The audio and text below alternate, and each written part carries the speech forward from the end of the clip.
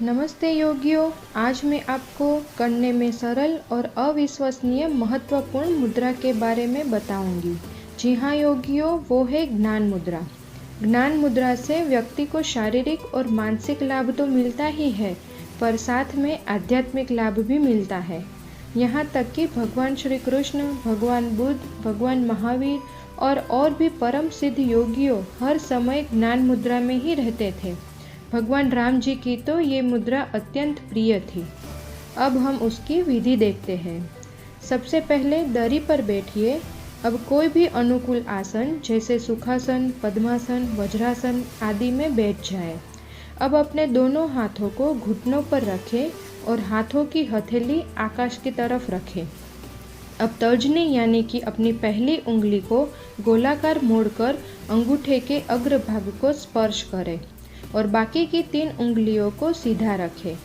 आंखें बंद करके सांस को नियंत्रित करें और धीरे धीरे सांस लें और धीरे धीरे सांस छोड़ें। प्रारंभ में ये मुद्रा 15 से 45 मिनट तक कर सकते हैं और फिर धीरे धीरे इसका समय बढ़ा सकते हैं। शरीर के 5 तत्वों में से अंगूठा अग्नि तत्व का प्रतीक होता है और तर्जनी उंगली वायु तत्व की प्रतीक होती है। जब अग्नि और वायु आपस में मिलते हैं तो क्या होता है? अग्नि प्रचंड होती है। ठीक इसी प्रकार जब तर्जनी और अंगूठे का मिलन होता है तो बुद्धि का विकास होता है, मंद बुद्धि भी चमक उठती है।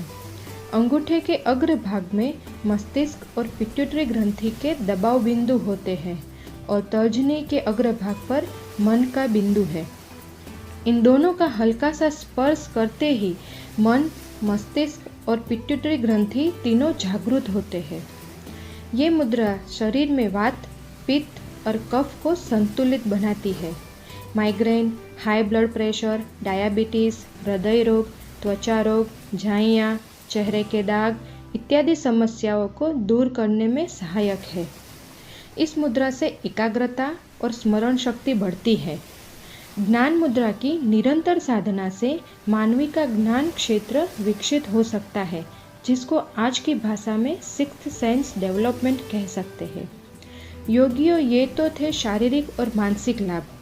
आध्यात्मिक लाभ देखें तो साधक की चारों ओर पीले रंग की सात्विक तेज प्रभा यानी ऑरा प्रकट होता है। उसके फल स्वरूप व्यक्ति के आकर्षण शक्ति, सम्मोहन शक्ति और प्रभाव शक्ति में बढ़ती होती है। तो योगियों, ये थे ज्ञान मुद्रा के महत्व लाभ जो मैंने आपको संक्षिप्त में बताए। धन्यवाद।